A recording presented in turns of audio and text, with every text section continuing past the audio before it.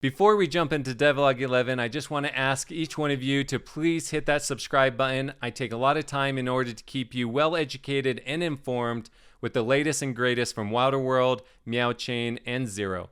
So please take that time and hit that subscribe button. My oh my oh my, did this devlog cause some controversy throughout the community. But I think in the end, the community came together stronger and more aware of how to better speculate and what to expect from the team each and every month when these devlogs come out. I'm coming out of some fresh conversations with community members as well as with team members. And so I'm kind of approaching this devlog in a very raw, real way. At the end, I'm going to share some of the sentiments and feelings with some of the community members as well as myself. But I want to kind of get into this devlog with that kind of information that I have and kind of go through it from the start and then kind of end with how the community and how I took it and kind of some new insight that I have where I feel like there's a lot of different bubbles happening in different projects that are kind of causing an interesting kind of sentiment in the whole space altogether. So I'm interested to hear your take once I get to that part of the video. They jump right into Wilder World land and mining. And this is where some of the interesting kind of things start that kind of surprised the community. You know, they get into and they talk about how Metropolis basically is land. And land is permissionless, sovereign, and decentralized ownership within Wyoming. And so they're kind of setting up how this economy is going to start and how land is kind of the beginning of all of this. And they talk about how they needed to deliver this in a way that tackled three different things: inflation, alignment, and utility. And you can kind of look and read through here some of the details, but essentially they were saying that this economy needs to be kind of safeguarded as well as approached in a very mindful way, where the economy won't collapse on itself by just releasing a bunch of stuff, while at the same time being dynamic and allowing for opportunities for the market for people to be able to capitalize on building process, refining, even selling resources, and all the different things that are going to come available through mining and land. And so they talk about how the resources will be ownable objects. And we'll kind of get into that a little bit more. But they're kind of setting up big picture here. Then they get into some of the not new information, but clarified information. And so they talk about Wyoming city limits. And here this graphic does an incredible job of separating the three different land drops. So you have the island, the Genesis land, and then you have the mainland, and then you have no man's land. And these are the three different parts, and they will each kind of play on each other. So you're going to have the island, which will be a lot more developed. It's going to have a lot more buildings that are already built, and there's only going to need to be refinement by the community, but the team will kind of isolate some of these or a large portion of these areas for gameplay, which is really important. It can't just all go to the community. When you're building games and you're developing a larger project, you want to kind of safeguard the essence of what Wilder World will be and what Wyoming will be. And so they're kind of starting it off with here. And so they go into each one of these. They talk about the land drop and how there's already been a snapshot for it, which was last month in August. They talk about land drop. So land drop 1, the titles, they're just announcing that it'll be released at the end of September, early October. And then in land drop 2, this is one of the updates. So I'm just going to read it here. It says Land Drop 2 sale will begin in mid-late Q4, quarter 4. So we're talking November, December. And Land Drop 2 plots will be releasing using a daily on-chain auction priced in Wild. So this is really great for the economy and tying Wild to everything within the economy, because there's going to be 100 plots sold per day for 360 consecutive days. And further details on this will come later in devlog 12, which will come out at the 1st of October. So basically, you have these 100 plots. There's going to be these auctions, and the auctions will be in wild. Now, the mainland are going to have a lot more resource-rich opportunities. And so it's going to be really important for you to have that in order to develop more on Genesis land. Now, there was some clarification. Genesis land, you will still have resources that will be mineable, and those will be available, Neo says, relatively quickly. Whatever that means and what, that timeline is still up for details that will be released, I would imagine, in devlog 12 in a month. But here we see that the mainstay of the resources will come during the sale of land throughout this auction. 360 days, 100 land each day. And so I'm pretty sure it's going to be pretty systematic. And so the first ones will probably go pretty quick. And depending on demand during maybe a bull cycle or through further development of the game and more interest comes in, who knows when the bargains will be. Will the bargains be in the beginning? Will the bargains be at the end? We don't really know. So I'm sure there's people going to have some types of strategy, which I think is really healthy. I like this. This is something I wasn't expecting. And so I'm interested to see how this plays out and where the demand is. I'm sure in the beginning, some hardcore wilders are probably going to want to get their hands on it, even though they have Trinities, because another announcement that was made is that the land drop 2 for Trinity holders, the snapshot may be here soon, but the actual release of that land won't come until mid to late 2025. So that's going to be next year. So, there's going to be people that don't really want to wait. And so there's going to be these new opportunities. So maybe they'll buy now and sell later. Hopefully there's huge demand at the end. And so it might play out well where they get to buy now and sell later. I mean, the strategy's there. It's all speculative. It's up to the community to decide what they want to do. But it's really interesting how they're going about it. Some people, there wasn't a ton of talk about this, but it was a huge surprise on when everyone had expectations or speculation that didn't necessarily come from the team. But we were sent. There's a little bit of confusion and surprise, but I think this is kind of settling in as a good thing. There's probably some people that may still be upset about this, but for the most part, people haven't really talked a lot about this. What they're talking about will come a little bit later. And so they say that the important thing about Land Drop 2 is exactly what I just talked about, that it's in order to maintain market supply during these uncertain market conditions. They're just trying to play it safe. They're trying to make sure that the economy is strong. And though we're all wanting things now, we want to get our hands on things, we want tangible, the community, they speculate, they've been thinking about things. This is just new, and I think it'll settle in and it'll be fine and we'll move on. I myself, the more I think about it, the more I think this is actually a really good thing. I've been in liquidity pools, the liquidity pool, for a couple years now, and so I've been able to unlock some of the tokens, and so some of the benefits to that is now I'm able to use my rewards to maybe join in on these auctions and try to get my hands on a parcel of land or two in order to maybe start mining and enjoying this new maybe fever that's going to be coming with a land sale. So anyways, pretty interesting.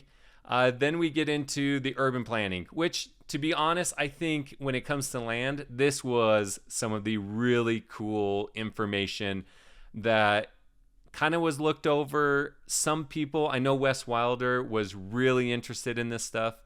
And so He looked at these maps over and over again, and he shared some insight with me that has been really useful. And so I'm really excited to kind of dive into this a little bit with you guys, because the team's been working on this from the beginning, and they've redone the island. I think they said like 10 times in order to get it right.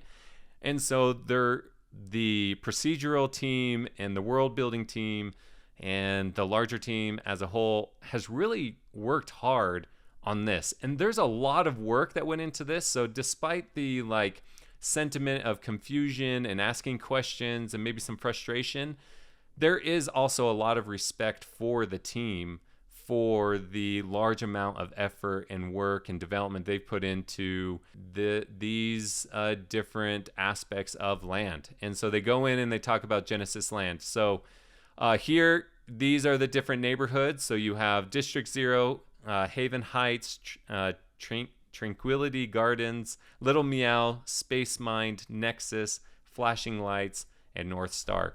And there's already some interesting things that happen to be with some of these neighborhoods.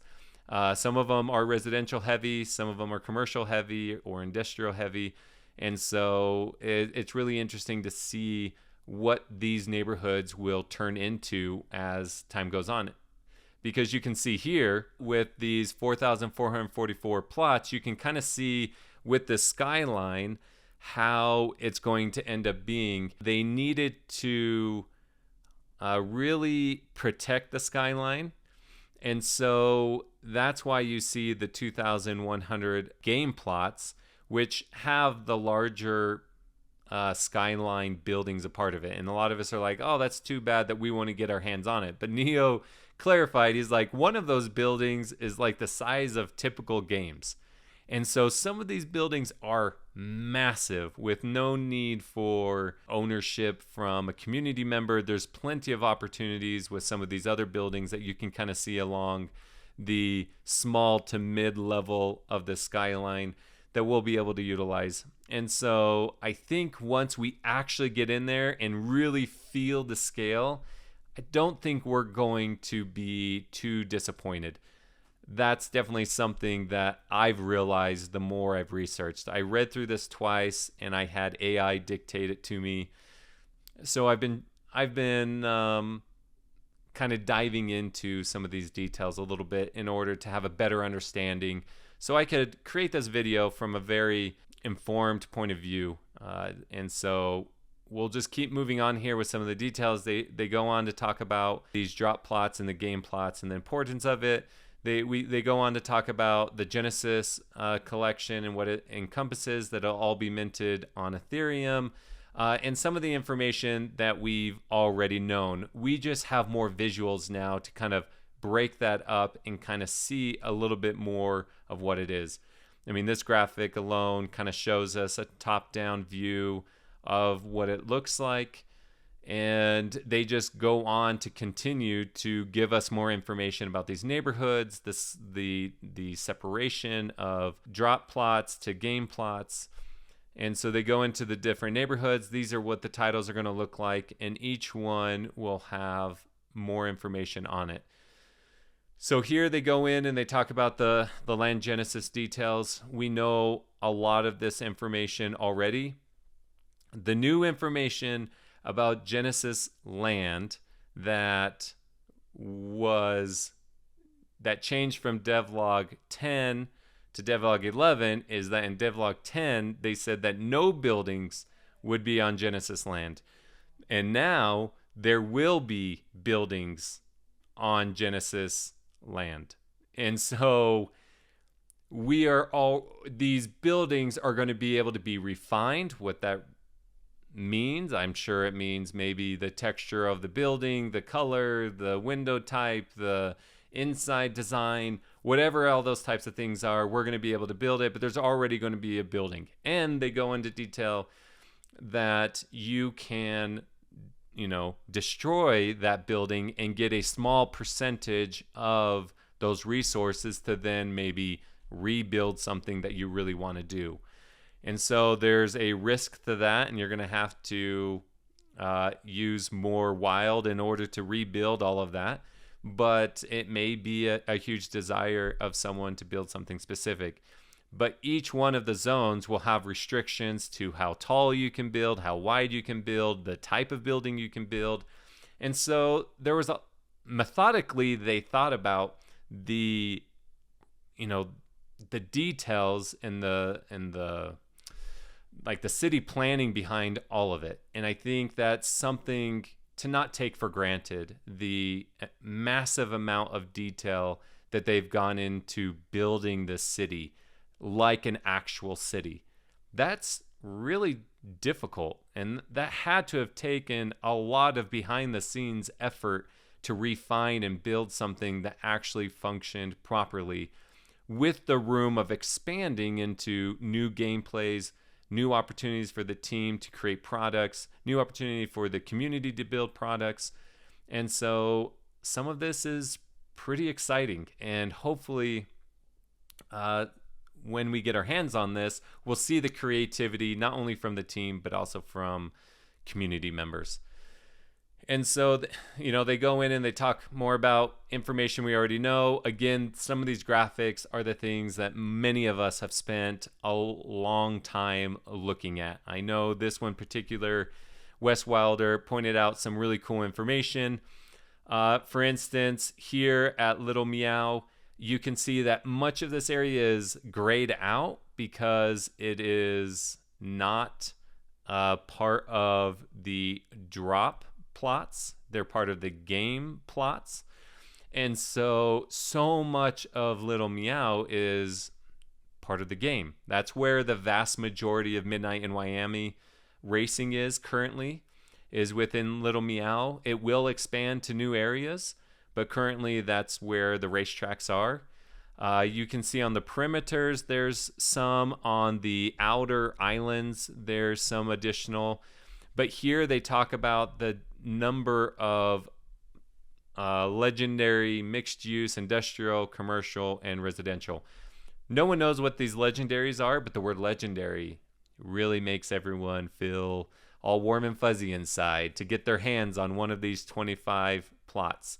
Something that they had was they had all the snapshot information where individuals could go and see and verify the number of Trinities that they got compared to what they should have had, and also if it was a 6-chain, a 5-chain, or a 4-chain, or just a regular Trinity. And so there were 60 6-chain, which is the max chain, and so not all 60 are going to have this ability to have a legendary plot. Wild Pineapple has 2 max chains, and so fingers crossed, we would be more than happy to get 1. We would not be too sad to get 1 legendary. If we get 2, we'll take ourselves pink, but we would be happy with just 1.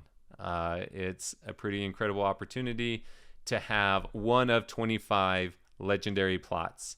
Obviously, we'd be more than happy with any of these others.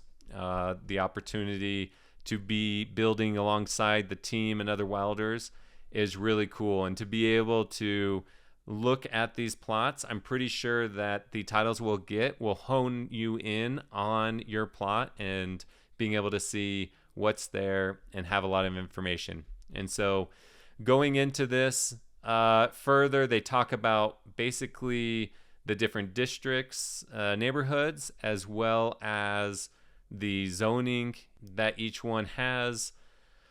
And so there's, again, I think they have some really incredible graphics that they put in here. They talk about percentage-wise, how each of the zoning is zoned and the percentages. And so they go into each one of those. They also talk about the, what is this first one? Significant differences in plot areas. So basically size of the plot, right? And so you have nano, micro, mini, mid, macro, mega, mammoth, giga. And so I'm really interested in what this giga one looks like. Even the mammoth one feels quite large. I mean, really from mega, mammoth, and giga, those feel incredibly large. I mean, that's 2% of everything. And so I'm really interested in what these will really turn out and what this will relate to, right? And then part of the rarity will also be distance from the ocean as well as distance from the bay. And so then, we're going to get our NFT, which will be this land title, and it's going to have the information on the back of it, it looks like. And if it's, it looks like close, medium, far, and all of those types of things, which will basically create the rarity of the land. But I'm sure other people, when they're looking at these maps, they're kind of already picking out where they want to be, Obviously, for me, I'll just share some of my insight. Maybe I should keep this to myself. But like Little Meow, if there's not a lot of stuff there, but yet cribs are in the cube, which is in the heart of Little Meow, I think the value of cribs just went up because of that. That was an interesting point that Wes Wilder pointed out. If you think about the Nexus, if you've been reading the devlogs and you connect the dots, they mentioned the water facility plant that's in the Nexus for the Rebellion, the first FPS shooter game, and third person as well. So the shooter game, and so these areas kind of are close to some of that gamification, or at least game modes. How that really would relate and how, I don't know, the benefit of that is left to be seen. But I think there's some speculation that can be made there. It goes on to talk about, so this is the height of the building. So the building customization, that will also be on there. So if it's a low rise, a mid rise, a high rise, a tall, super tall, mega tall. So if you looked at up here, if you remember looking, I mean, oops, I completely passed it by. Where did it? Okay, here. If like this one right here is like the mega tall, I mean, look at this one here. It is absolutely massive. And so I can only imagine what this building is and how tall it is, or even any of these.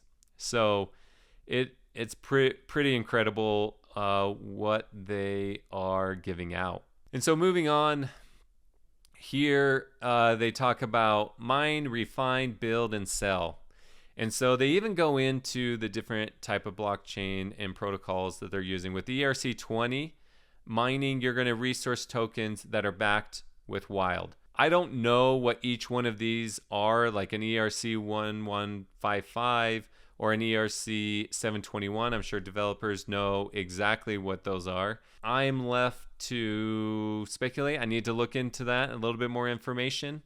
But each one of these, I'm pretty sure, has its benefits and the importance of why you would use it. And so I would imagine, since buildings are combining a bunch of different parts and kits, I'm sure, because of having many parts and kits, that's why it's better to have an ERC 1155. But when you're actually building something that has a bunch of those combined, then an ERC 721 is better. And since resources is like part of the economy, and they're doing the bonding curves with that, which we'll kind of talk about here shortly, it's important to have these different protocols. So anyways, here with the bonding curves, they do start to talk about, the building construction. They mentioned the ERC20 with bonding curve tokens backed by Wild. So this is what it is. A bonding curve is just simply supply and demand. And as one resource is in more demand, the price of it goes up. So let's just use gold, for instance. So as gold, if there's going to be a number of gold supply, and as it is minted, right, as it is mined, the quantity of that increases, which if that increased and there was no demand and it wasn't used in a building, let's say, and then burned to create whatever thing it is, which then would lower the demand, right? So as it is brought into the world, obviously the demand goes up. And if there's tons and the supply goes up. And if there is no demand, then the price is low. But as people purchase that to then use in building or refining and to create other things, then that demand goes up, and so the price goes up. And that's what the bonding curve is. As you mine and add more supply, price would then go down. And as people build and use those resources to build and then burn them in the creation of whatever they built, the then supply goes down. And so there's going to be this ebb and flow of supply and demand throughout the economy, which is incredible. This was the part that I was trying to understand the most. And so you can see over here, I have a bunch of questions that I asked Neo, and one of them was this specifically, and he said yes, that there will be a DEX where you can easily just swap. So if you mine gold and you just want to swap it for wild, you'll be able to do that. But if no one is purchasing it, the price for gold would be lower. If you want to hold on to it and you want to utilize it, then you would be able to do that. So when demand is high, it's good to hold on to these resources. When supply is high, it may be better to get rid of it. I don't know. Like it's all up to the individual if they want wild, which all these resources are backed by, or if they want to utilize it to be able to build. So there's this huge supply and demand when it comes to all this kind of stuff. So that was some great clarification. I also asked, this 100 million that they mentioned in devlog 10, that there's going to be 100 million wild that will back the land economy. So basically resources will come in, and there's already this 100 million wild demand. So as people mine, if all they want is the wild, they'll be able to sell it to the DEX, right? And they'll be able to get their wild in exchange. And so that's how it's combined. And then as people want to build, they're going to purchase, and hence purchase it in wild. And so wild will go back into the Z Bank, and they'll be able to take those resources. And then there may be a secondary market where people can just sell it on the secondary market if there is zero in this DEX. However this will work, I don't know the details, but I understand the concept of the supply and demand, the DEX, and being able to go and be able to get it. People are going to have to mine it in order to supply that demand.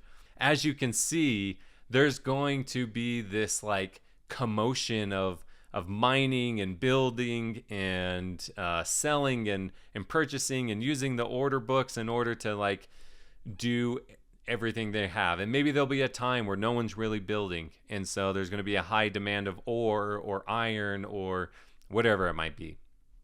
And so I can just already see this bustling economy, and so I'm really excited to see this start and how it begins. I think there's going to be a lot of hesitation at first, but here they talk about these blueprints, right, where you're going to be able to utilize these blueprints in order to create the different things that you need.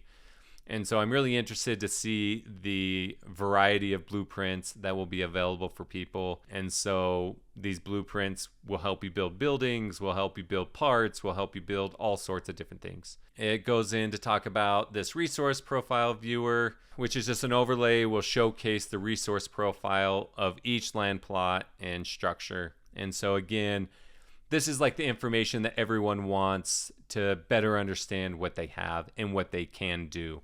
And so they're just kind of going into a little bit more detail of those things that they kind of reviewed in devlog 10. And then they go into the details of selling and renting land. So there's going to be this ability to sell your land with whatever's on it, right? And so people will be able to go to the free market and sell their land based on whatever buildings on there. People will be able to see what resources are on there and what value it is to an individual. And so there's going to be like a real estate market, right, of buying and selling. And then for individuals that want to earn a passive income, maybe they have a great ability to sell a vision where people can then come in and utilize their space, if it's commercial, industrial, or residential, or whatever legendary is going to be. They'll be able to utilize it in whatever that vision is, right? And lease it out to individuals. And so they're already thinking about having this capability within the game. They even go into talking about the mining strategy and combat. Now, not a lot of people have talked about this. I don't know if this was overlooked, but I really like this. So this is when mining turns into a little bit more of a gameplay. So you can just do the simple mining where you go in, you have your mining team and your mining rigs, and it goes in and you mine your resources, and you just kind of do it simple, and it's the red race, and you can. They also have this ability to kind of level up your experience. So they go into detail about this combat strategy where it'll be like a real-time strategy game where it's kind of like Risk, where you can get these like outsized like rewards for playing. I'm sure there's going to be some risk to reward opportunities there, but for people that really like to play that game, that type of game, they're going to be able to get kind of additional resources or additional rewards for playing that game style or gameplay or that game mode. And so they just talked about how similar to all aspects of Wilder World, Metropolis will be versioned and iteratively improved using regular updates and version numbers. Essentially, like we've seen Midnight in Miami go from 0.1 to 0.6. That's going to be coming out soon. They're going to have these different version games and updates and enhance the gameplay or enhance the game mode of mining with extra rewards and gamification. So I think this is actually an overlooked part of the devlog. I really enjoyed it. I would be interested in what you think, if you're interested in this, or if you're just going to use the basic kind of use of mining. They talk about the development timelines, which we kind of talked about in devlog 10, which is just essentially when they're going to roll out everything and making sure that each rollout can be upheld by the current economy, the current daily user base, and so it's just really complicated to just say build a game, release a game. You know, there has to be a strategy and an importance behind doing each thing. And so I think they're just kind of interested in making sure that the dynamic of city building and the gameplay game mode is done in a very methodical, thought out, safe way for not only the team but also the community. So I like that they pointed it out. Okay, so this is a little bit where the controversy kind of started. And a lot of it started when they released the information about these mining rigs. There was speculation going around based on some of the comments made by the team, by some of the stuff that was released in the Zines. Even I fed into it when I talked about gens. Gens were thought that they're going to be a much larger part of mining. I personally have come to the understanding when I saw it, I didn't, and I'll go into details, I didn't really think about what they were saying. I just kind of accepted it for what it was. But a lot of other people did a lot of different strategy and had a different understanding that gens would have a much more heavy part in mining. And they feel that the team's communication, even from devlog 10 and talking about gens and bringing up gens and singling out that asset, they thought they were going to have a little bit more of a role in the mining.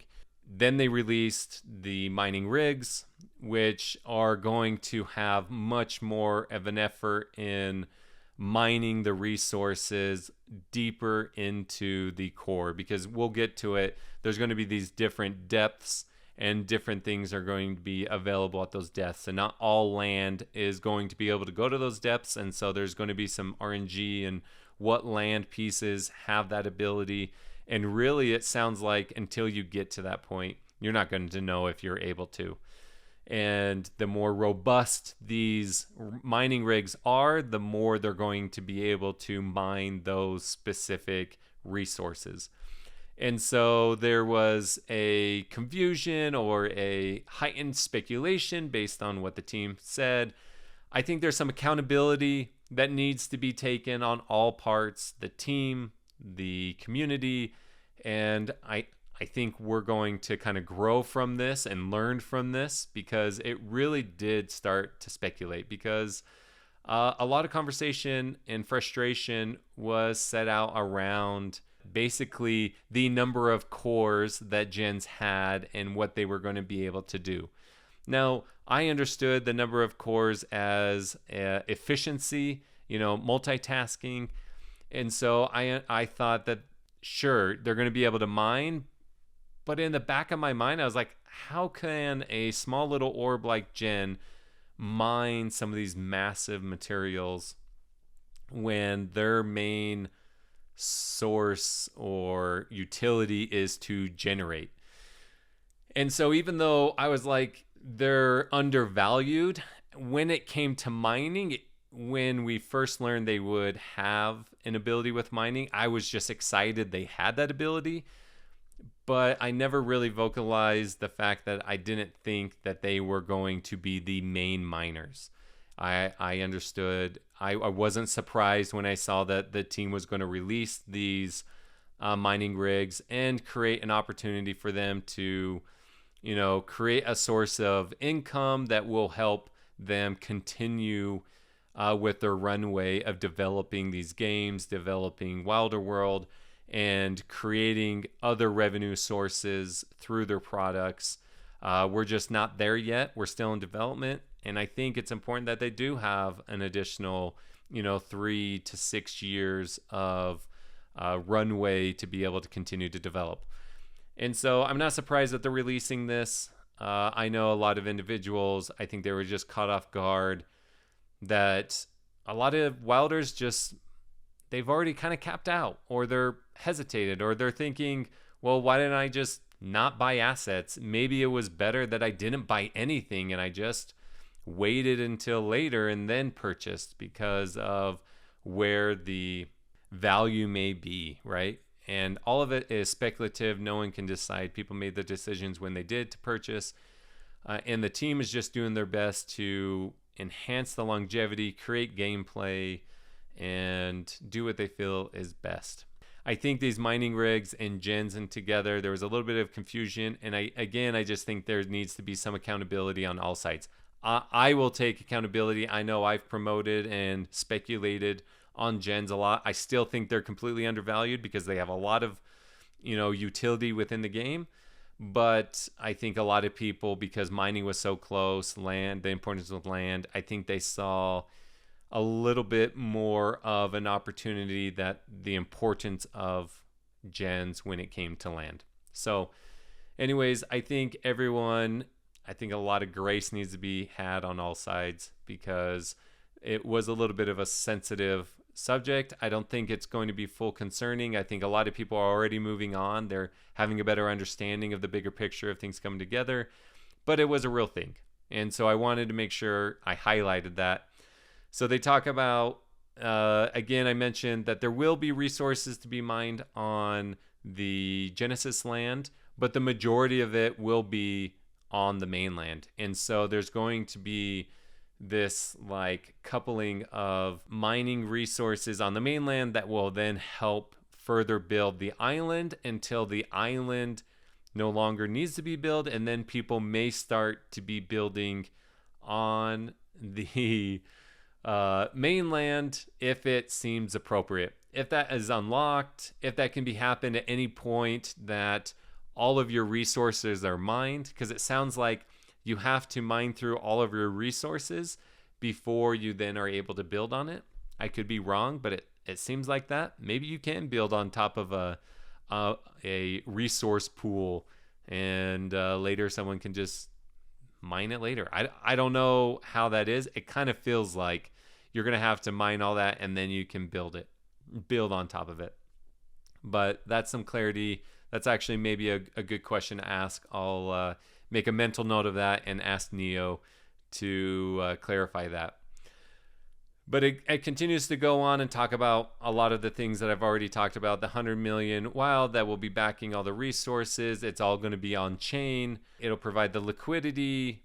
I really like some of these graphics. Like this one, if you like zoom in on these areas, you can actually see a lot of how the different plots of these 40,000 different plots of land. I think we see the number 40,000 and we're like, yeah, 40,000. But I think 40,000 actually quite a bit of land, right?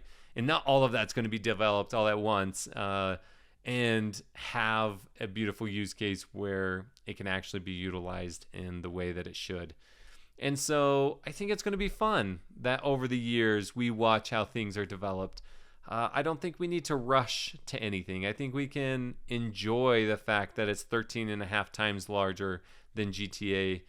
And so maybe we just accept the fact that it's going to be a much slower process, and that's okay.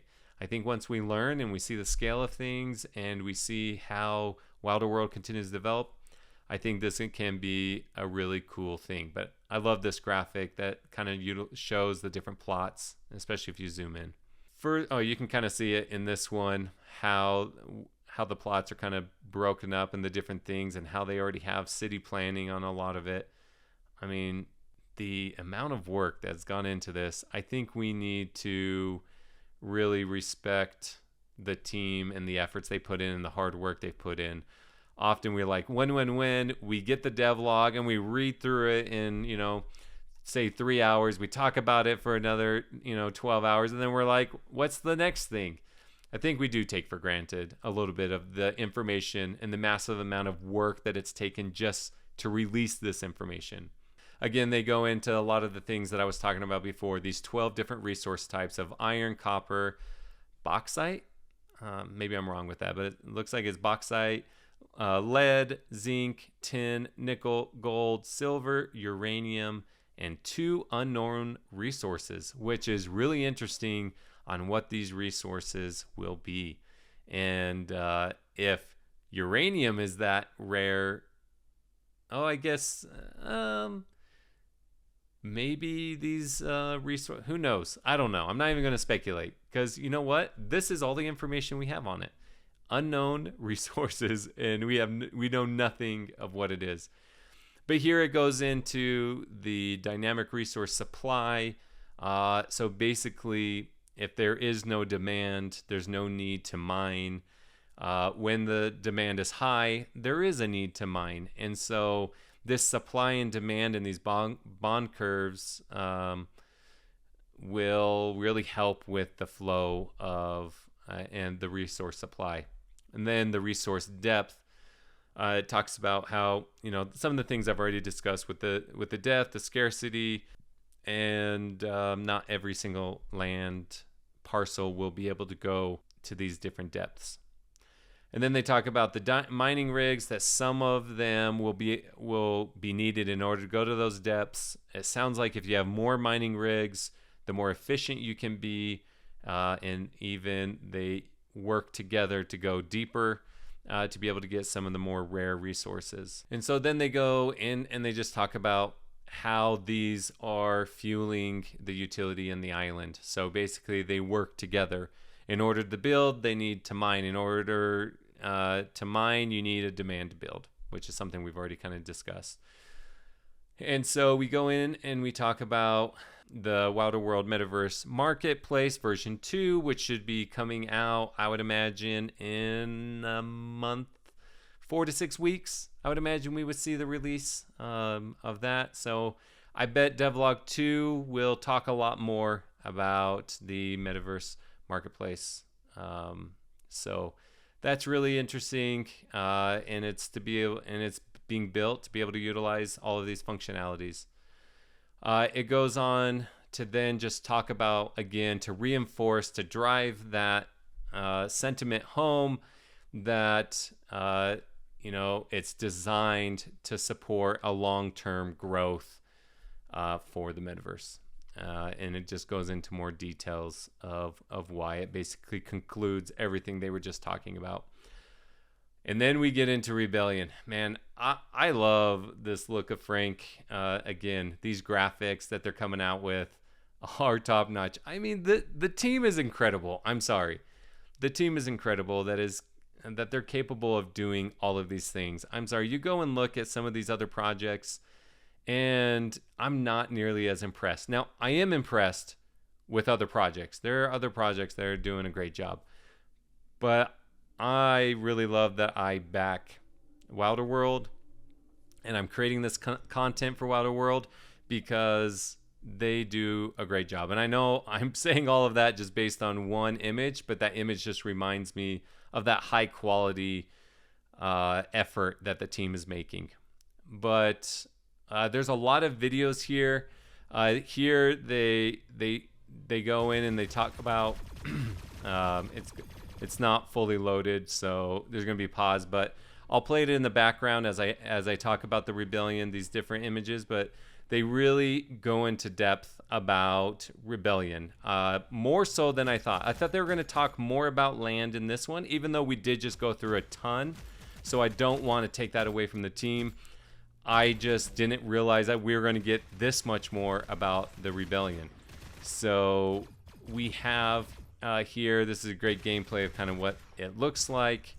And then we have Mission Zero. So they're going in and they're talking about how Rebellion will be released. And so they talk about this water tower and how the forum's coming in and how we're going to have to defend this water tower and the water treatment plant and kind of be our first entrance into the lore outside of Midnight in Miami, and kind of setting the scene to what we're going to end up seeing from the team. They again go into kind of detail. They kind of show some of the gameplay here, which is really cool to kind of see some more footage. I love the coloring difference and the kind of vibe that they've chosen to go when it comes to this game, to their first introduction to their shooter game.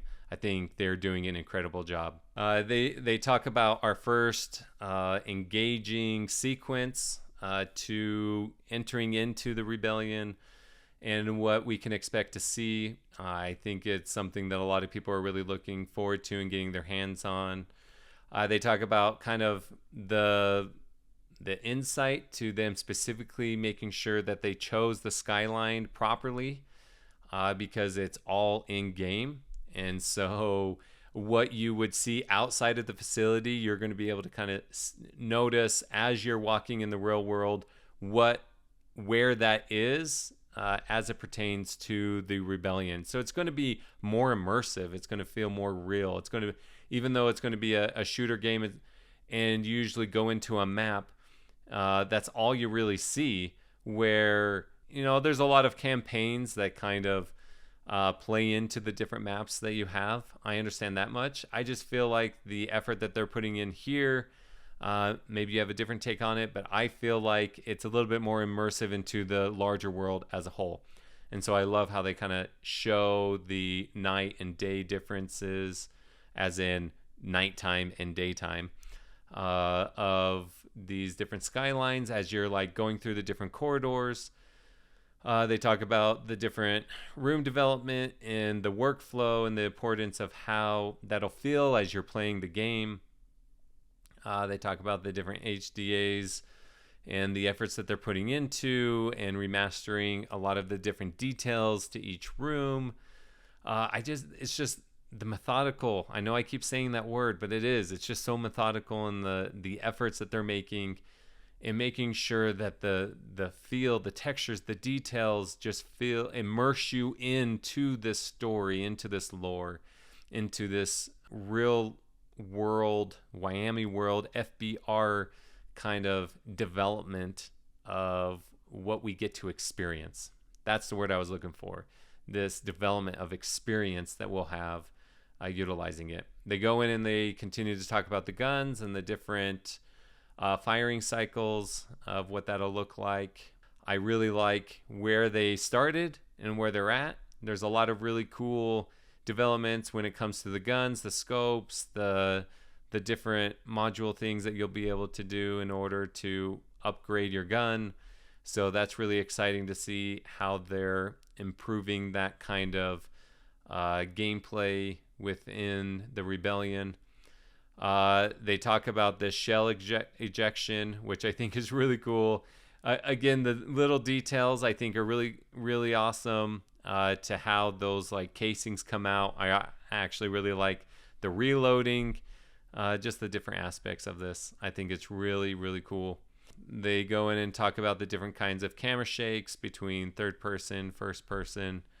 I think, again, the details of it making. I liked here that like kind of distortion as it was shooting. I thought was really cool.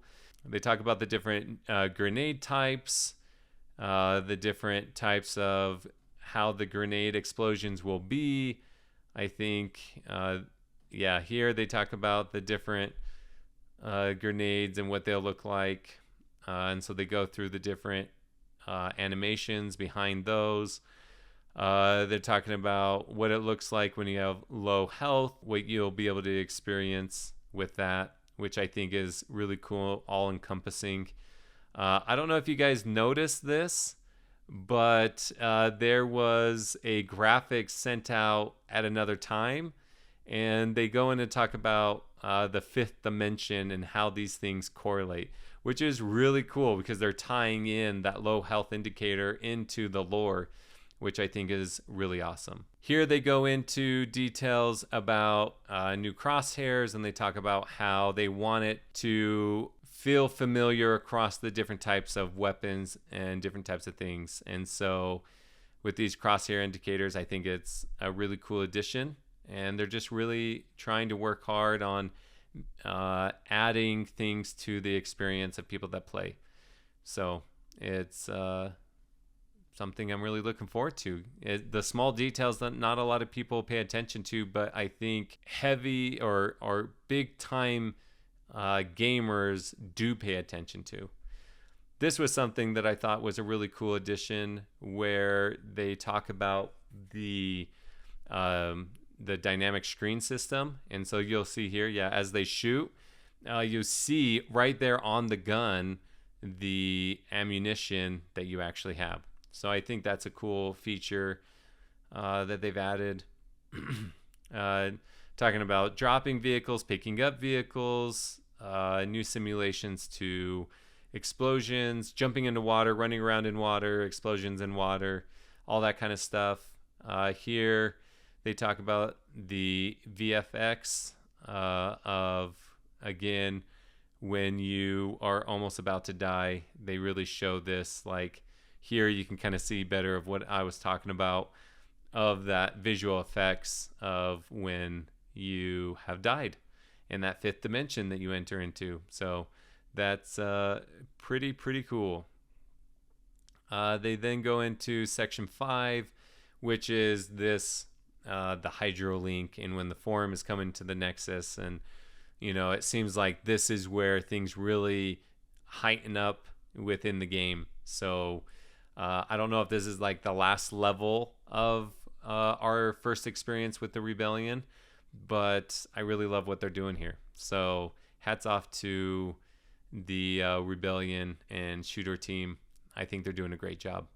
This was another really cool, thing I wasn't expecting. We heard about the moon boots, but then we have these kinetic gloves. And I actually asked a question over here. Let me see if I can find where I talk about the kinetic gloves. Here's where I kind of talk about the kinetic gloves, and Neo says that it's for picking up weapons efficiently off the ground without bending down, and power combat moves. So I think that's really cool that there's going to be a little bit of utility when it comes to these gloves. Then these moon boot effects, was really cool. I really love what the team has done when it comes to these moon boots. They really upgraded the visual effects when it comes to these. I really, really do like what they look like. I mean, how could you not love the visual effects of these things? Imagine being someone watching someone do that. I mean, it's gonna like you're gonna stick out like a sore thumb. So be careful with them, but it's pretty cool. I think they did a great job with that effect. Here they go in and they talk about the third person type stuff, what the visuals you would have if you're in third person. And so they're working on those effects. They go in and they talk about the first person shooter and the different effects, and there's different videos for that. They go in and they talk about, weapon switching and what those visuals look like, which I think they're doing a great job with. They go in and talking about the first person animation set.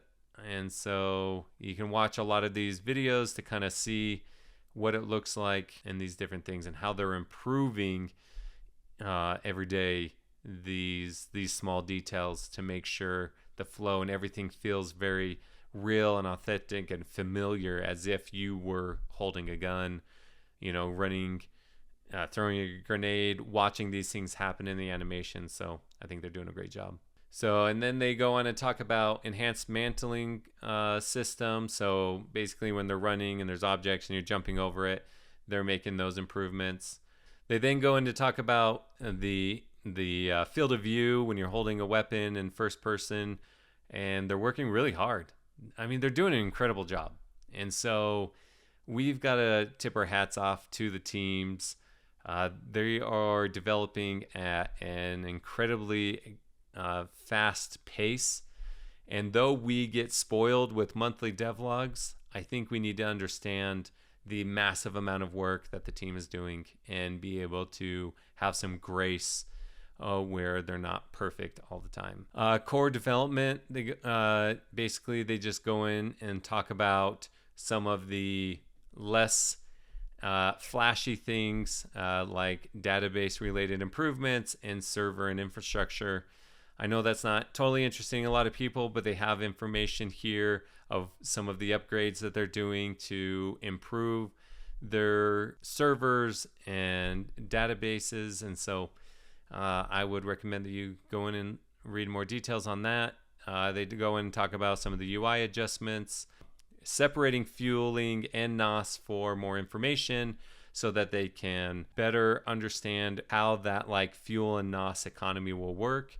And so I think that's a really smart change that they made.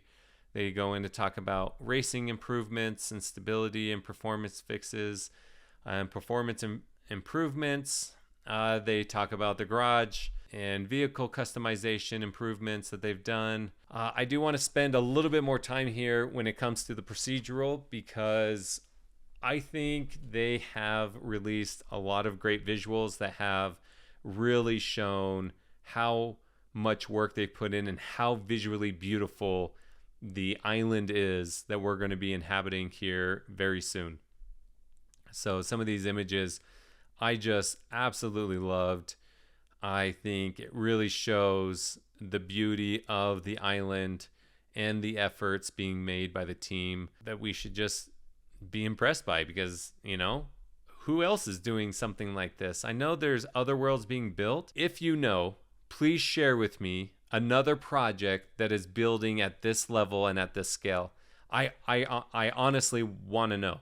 I would love to know. I want to learn more about what other teams are doing. So please, if you're watching this and you're a part of another team that is doing something this extensive, this beautiful, this robust, and this methodical, please, by all means, send me some information. They go and talk about the alleyway, which I really love. I think I just love getting a deeper look into what we're going to be enjoying. And so they're showing these alleyways that, you're going to be able to go. They're going to be between buildings and stuff. Here's a top-down view. Here's those alleyways that the vehicle was driving through and the specific roadways. And so I think this is really cool. It really gives a really awesome vibe to the city as a whole, Miami as a whole. And so I think the Procedural team is doing a great job. And it seems like these are the buildings that will come on. They look a little bit more plain than some of the others. And we're going to be able to improve like the rooftops and the window paneling and the different things that would go along with it. So I don't know, maybe not. Maybe these are game drop or not game plots. I was like, what was the name? What did they call it? Game plots. And so I don't know. I don't know if these are drop plots or game plots, but I would assume that they're drop plots. It would be my guess, but maybe I'm wrong. They have a lot of other graphics. They talk about the building setbacks from the roadways and the walkways, and also you can see the graffiti, and you can see how walkways go, lighting, barriers, just all the detail. They also talk about how a large portion of Miami is along the coast, and so they're talking about the dynamic of what that would look like. And so they have some really cool graphics on what the procedural and development team has been doing to improve the look of the borderlines. So I think it's really cool. They then talk about the curb collision, which I really like this because you can watch the Wambo kind of go over the curbs, and you can kind of see how the suspension of the wheels. I was actually impressed with what the wheel was doing, but I thought it was really cool just how everything interacts and works together. Great team, great job by the team. They then just go on and they continue to talk about Midnight Miami merge progress. Here they go in and they say that significant strides have been made in merging Midnight Miami into the larger Miami landscape, with all buildings and most set dressing successfully incorporated. Because you have the game and you have the open world, and now they're mirroring each other, and so that's really cool. And they show some really cool buildings. You got the Polaris Dow building here. You got Miami Police. You got Huxley here. You've got, I don't know what this orange building is, but you've got that. You've got this wild building. You've got the Pistons here. So a lot of really cool things. They talk about the overpass entrances, which you can see are absolutely beautiful and stunning. There's such a familiar and realistic vibe to it. It looks like a utilized city, something that's, something that is being utilized. So that's pretty awesome. I can't wait to see the amount of AI that they pump into Midnight in Miami in order to make it feel like a bustling city. So and how AI will work based on the number of actual users and how much AI they'll have to pump in the beginning to make it feel like it's a fully functioning city. So I'm excited to see all that. A lot of NPCs and AI running and walking around. Here they talk about the importance of, like, if they crash into something that it would fall down. So they they added that into the game. The interesting thing is, shortly after you turn around, all of these things are reappeared, because you can see they hit that light pole, but it's back. So there you go. Apparently this is an important aspect of having it, where you're not just crashing into it. I'm sure they're going to be improving parts of it and stuff, but you can see it disappeared and then reappears where it was. Maybe as you're going through of how it makes it just the real feel, if you're an actual car. I don't know. They talk about the mainland and the no man lands, and so you can see how the mainland is seen in the distance from the island, and you can see no man's land. Well, that's the mountains, and then you can see mainland in the distance. So I think that's actually really cool. Then we get into the Mercedes again. This car is incredible. A lot of people have been really impressed with the level of detail that Aries and the rest of the Wheels team has put into developing these vehicles. You can see the love that they put into this and how incredible it looks. A lot of people have really enjoyed. You've got the different wheels that you can choose to go with it. You can see the engine as part of it. You can just see the details of how everything flows together. It looks like on the inside you can kind of see some of the different knobs and use cases and the I would imagine just the different parts that go with it, which I think is important because you're going to be able to upgrade. There's going to be module things with each car, and so they're kind of showing the different kits that are here. So I thought that was pretty cool. Some close-in views of headlights and taillights and different parts of the vehicle.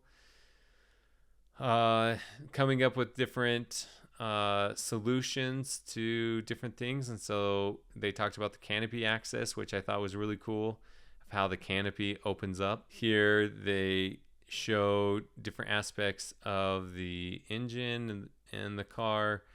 You even have here, I asked about what the next wheel might be. Here we go. And then Aries actually he talked about it. Here he shows the replies. I wanted to show you, here. Look at the interior of this vehicle, of this Mercedes. You can see in this one here that it's like all black. And this isn't necessarily a great render of the inside of the vehicle right there. Is there another one where it has? Doesn't look like there is. But anyways, he shows the interior of what they've been working on. And this looks amazing. You got this little digital display here. And then you have the different types of steering wheel and the type of the seats. I don't know. Looks pretty cool. And the hydraulic lift that goes with the canopy. They're killing it. They're doing a great job. So good job, Will's team. Good job, Aries. Then they go in and they talk about avatars and the moon boots that they've been doing a pretty incredible job. I think these they did a great job. The creative team that created these did a great job. Here, I think they kind of show how these different things kind of open up, and I mean this looks pretty cool. So great job here. They don't go into a huge amount of details when it comes to the avatars, but they go into details about the helmets. They go into the details of like entering into a vehicle. And so they're just showing how it comes out and into a vehicle. Here's a beautiful little beast on the streets of Wyoming. They then go and talk about the growth that the Odyssey has brought in. They have 887,000, almost 1 million participants. They're going to scrub a lot of the bots to get a more realistic number. You've got X growth where you have 46,000, which I think is a great amount of growth. You have Instagram growth. It looks like there's not a lot of crypto on Instagram, so not a lot of people are signing up there. A large number of YouTubers or YouTube growth. And then we're now number 10 on the wish list. So if you haven't wish list, go to Epic Games, type in Wilder World and wish list it and help us get to number 1. They go in to talk about the different parts. So part 1 is continuing. They talk about cleaning out the bots so that the real participants are the ones that will get rewarded. They go in and talk about the partner community engagement, how it's been a success, how they've had 28 conferred partnerships where they've been doing things. They've had 19 gaming nights that there's been great feedback on. And so I really do believe that the community team and the larger team are doing a great job in getting the word out, marketing, and helping people see Wilder World more often, more frequently. A lot of people are racing the game. And so I think there's going to need to be more of this, but the team is doing a great job. Here they go in and they talk about in the wild, FBR, going out into OBR and going to Germany for Gamescon, and it was a huge hit. They just review how it went, what some of the lessons that they learned from it.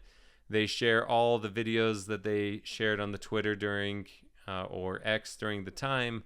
They talk about, what they feel was the greatest success and the parts of it. A lot of it is that they had over 1,000 people come and play the game. They had 5,000 people in audience, and they had like real tangible connection with team and product, and so it was a huge success. And so I recommend that you go and take a look at some of those details if you haven't watched those videos, to kind of see how great that energy was during Gamescom. And then they go over some of the burning questions as far as materializing Trinity totems, going and talking about when we can expect the economy papers, as well as when we can expect the will staking. And then they also ask, when the lore will become more cohesive, and that some of the older lore will mix with the new lore. And so they go in and talk about that, as well as talk about some of the comics, if they're going to be doing more when it comes to the comics. And they talked about how AI has been really popular, and they might shift their direction when it comes to it, but no real decisions have been made. They asked if mining rigs are going to be a Genesis collection, and they say no, avatars will be the last Genesis collection. And there's a question if there's going to be an AMA when it comes to Frank and Neo, and they said that they will have one early in Q4, which is October, November, December, so October. And so I would imagine after devlog 12, maybe right before devlog 13, or maybe it will be devlog 13 around that time. Who knows? So anyways, there's going to be one there. And so how long will it be before the land titles are revealed as plots of land on the island? And so they just go in, they explain that the land titles dropped for our island will be in their final form. Each NFT will contain information on its location and how its zoning will work, along with any details around its building constraints. And so this is actually one of my favorite graphics that they had in here. I think it's a great representation of, this is actually Frank and Phoenix, and it's great representation of the Wilder spirit. And I like to look at this as effort between community and team. And so concluding out this video, I just want to highlight some of the comments made because I think they were really good. They highlight the sentiment of the community as a whole. And so this community member that I'm actually not too familiar with, Daniel Smith Dev, he's a developer. He made this comment. He said, "It's not that it was disappointing. I don't think that's what is being said necessarily. It's just like when a stock company is announcing their earnings and they beat expectations by 10%. But everyone else heard all these rumors about how exceptional this year was and thought they were going to beat expectations by 50%. It's not that beating by 10% is bad. It's that people expecting them to beat by 50% didn't have their unrealistic expectations met. And so the market sells off due to that disappointment. Same thing happens in stocks all the time, and it's quite annoying to long-term holders, but really, if the fundamentals are unchanging, then it's just a buying opportunity for those bullish long-term." I really enjoyed this comment. I think this kind of shares the sentiment really well. There were many of us, I will include myself, expecting this 50% return, and we got a 10% return on what we were speculating on, right? And so there was this impact and this shock and this confusion at first, but then as time went on, they're like, you know what? Actually, this 10% is actually really good. The team is developing, they're moving forward, all these things are great, and it went from reality, from expectation and speculation down to more of the reality and how it really is going to be. And so this was a really great comment. Then you have this one here from Crisp that explains a lot of things really well too. He says, "I agree with your logic completely. Like when a CEO says the quarterly meeting is going to be an absolute banger and then discloses something right along the lines of what you said. I would say everything went very well for the company and its shareholders. I would also say that someone needs to tell this hypothetical CEO to hire a PR person to take over messaging that is put out prior to the next quarterly meeting. And he's like, you following me? And I think Chris hit the nail on the head here as well.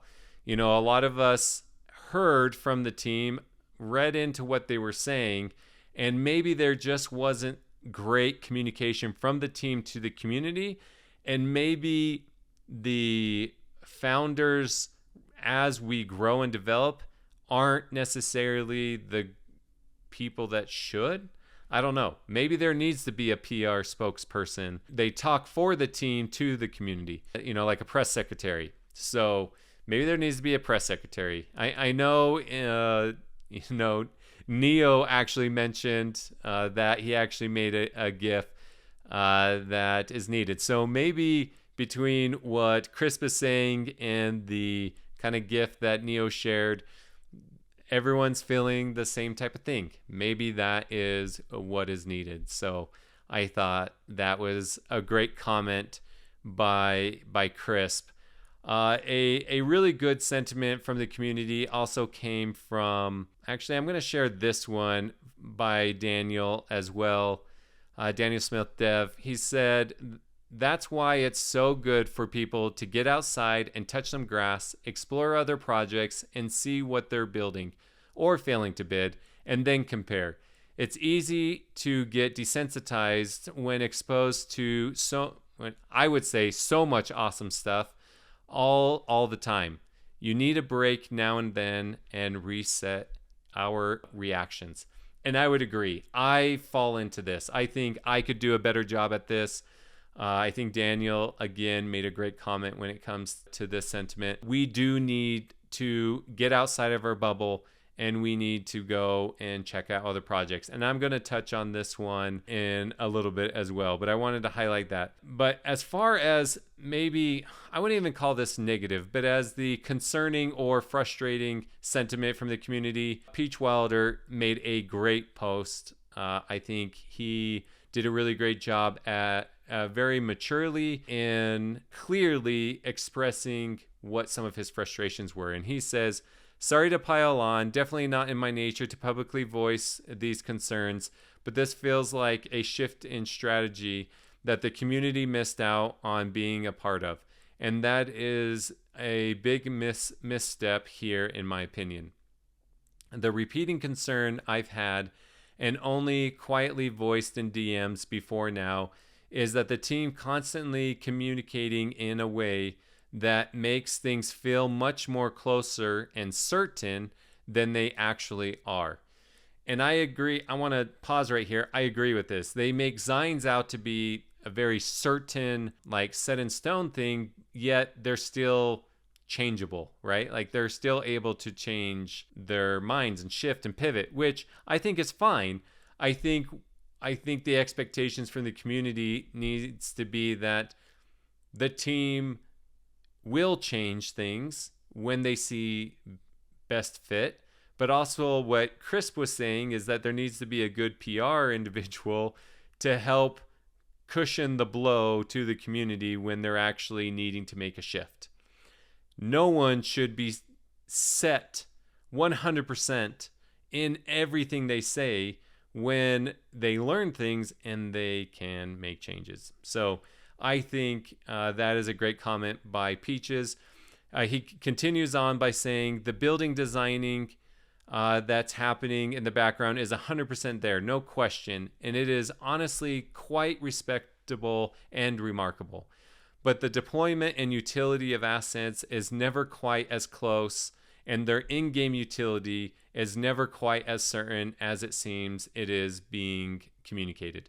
And I would agree with this. It seems like some of the in-game utility when it comes to wills, kicks, I don't know, maybe gens, even though I don't think they can really be added into that. I don't know, cribs, just different in-game utility. It's just not quite as what people assumed it was. For instance, let's talk about Crisp has brought up like will kicks have their in-game utility, and what will that look like? Will it just be open world in-game utility? Will there be utility within the game, like in the first-person shooter game? Will there be a specific game mode within the first-person game that you're able to use it that's outside of tournaments and rankings and different things like that? How will what was once said be implemented now that we are so much closer to actual use cases for the utility of these assets, right? I think that's what's being expressed here. There seems to be, as the real world starts to be come to be, the actual utility seems a little bit less important or actualized, maybe. So it's like it's hard to like articulate exactly what it is, but basically we want more information from the team of the actual use cases of the assets that have very specific utility attached to it. How will that actualize within the game? I think that's the best way to put it.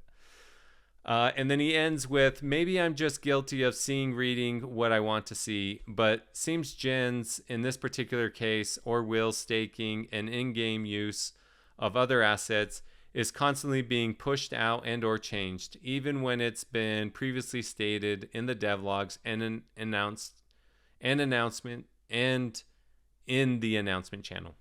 So, and we just already kind of reviewed this. I think he did great. So then a response to this comes from XVS. He says, in my opinion, they need to balance the interests of the community with those of Wilder World as a whole, which is not easy because sometimes they do not align. And I would like them to do the latter more because revenue will be very important going forward.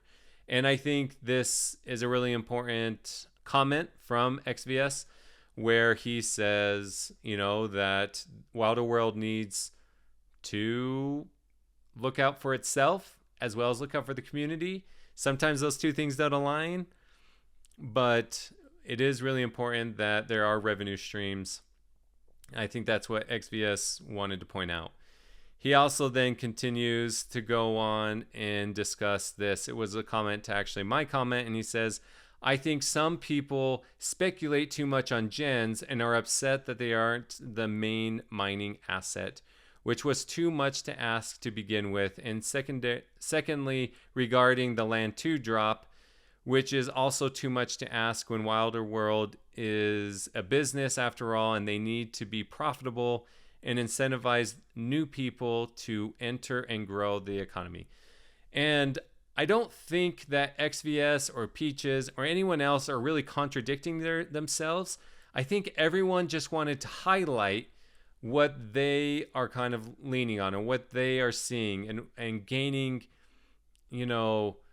insight and clarity on how everything is developing, because at one point it was just words, then it was some visuals, and then this year we started to get a lot more of the development, actually at the end of last year, and now all this year we've been spoiled with so much development when it comes to the procedurals, the Midnight in Miami, now Rebellion, and mining, and all of these things. And so now we're starting to see these these concepts that were far apart coming close together, and now they're rubbing up to each other, and maybe what the team needs to do, like what we initially thought and how they'll connect, aren't connecting.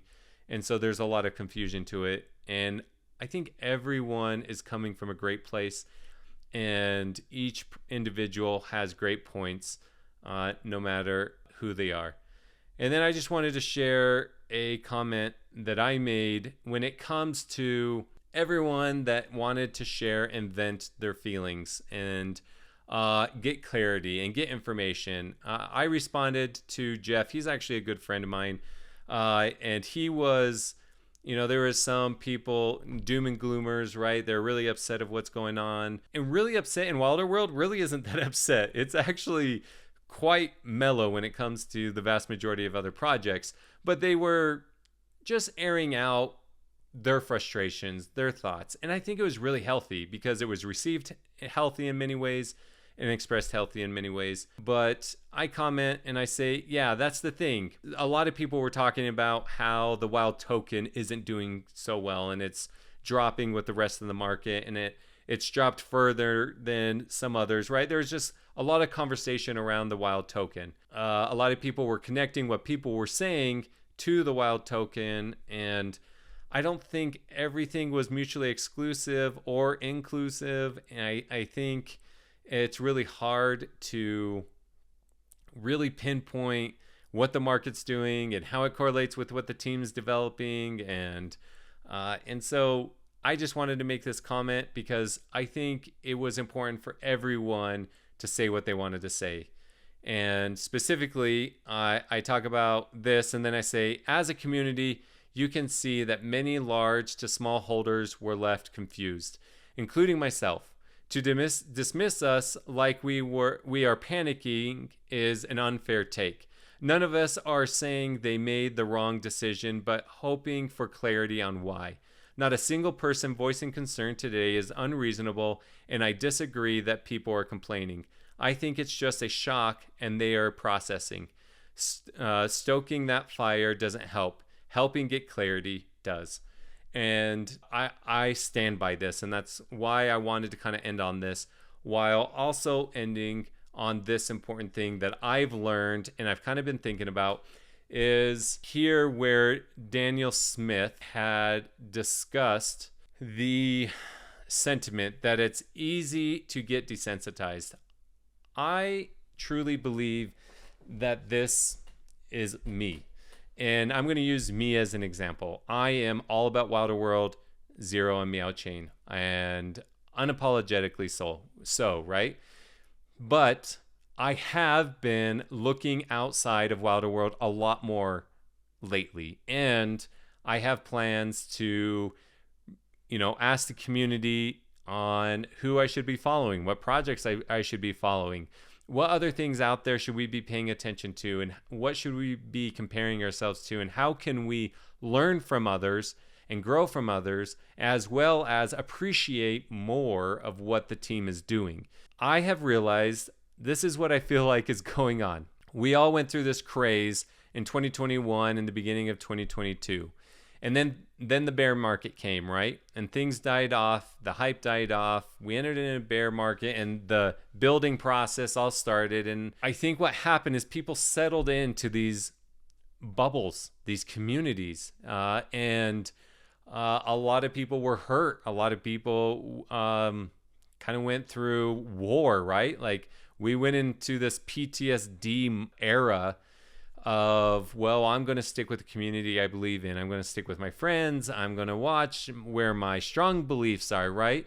And so a lot of people disappeared from the market, but those that stayed solidified and they jumped into their trenches and into their bubbles and really dug their claws into where they're at. Not a lot of people are going outside and seeing what is happening. And so the efforts that the team are making to really try to penetrate into these bubbles, get Wilder World known in a larger area before these masses that left at one time or new blood comes in, we kind of get solidified in this network with other people. It is not a bad thing to be a part of these other guilds, these other gaming facilities, these other projects that are also building. This is extremely healthy. If you learn anything in business, networking is vital. It is vital to grow and increase your user base. And so I think Wilder World is doing an incredible job on trying to network and to grow with the Odyssey and with all their other efforts, with connecting with other types of influencers. And I'm sure they've got a lot of other things kind of in their pocket. But I really do believe that we're just in these bubbles. And Daniel Smith, Dev, did a great job of kind of hitting that sentiment with me, that I think it's really important that we kind of go out into these other communities now and see what they're doing and maybe start to share a little bit and maybe praise them for the great things that they're doing and report back to the community and share what they saw and share what they've learned. And that's something that I want to do more of. I want to have more conversations with other communities, with other projects, with other people that are also building within the space, and start to really get a more expansive understanding of what is going on, to not only appreciate what Wilder World is doing, but to have a more realistic idea of the market. And so that's what I'm going to be doing. And in closing, I want to do a shout out to a great friend of mine, FC. He actually just updated his Trinityzer website, where you can now come in and add your wallet, and you can kind of see different aspects with the Odyssey and kind of where you fall, where you rank, how many total Trinities there are, what the multiplier will be. There's a lot of different really cool aspects to this. You can kind of see where the Keeper's leaderboard is, where you fall with everything. It just goes into some of the different dynamics of everything. So shout out to FC. Make sure to go out to Trinityzer.com. Check out where you stand when it comes to it. Remember, this is a community created website, so there is a disclaimer that it's not going to come out perfectly like this, but at least gives you an idea. It has a lot of really great information, some visual graphics that are incredible. Well, there you have it, Wilders. There's my breakdown of Devlog 11, breaking down those complexities into manageable bits of information. And please, if you've made it this far, subscribe. Help support me. I try to put in a lot of effort to bring you this information and to communicate with the team and the community to make sure you have everything you need in order to give you insight, better speculation, better knowledge and education when it comes to these different projects. I would really love it if you just took the time to go and poke that subscribe button and help a brother out.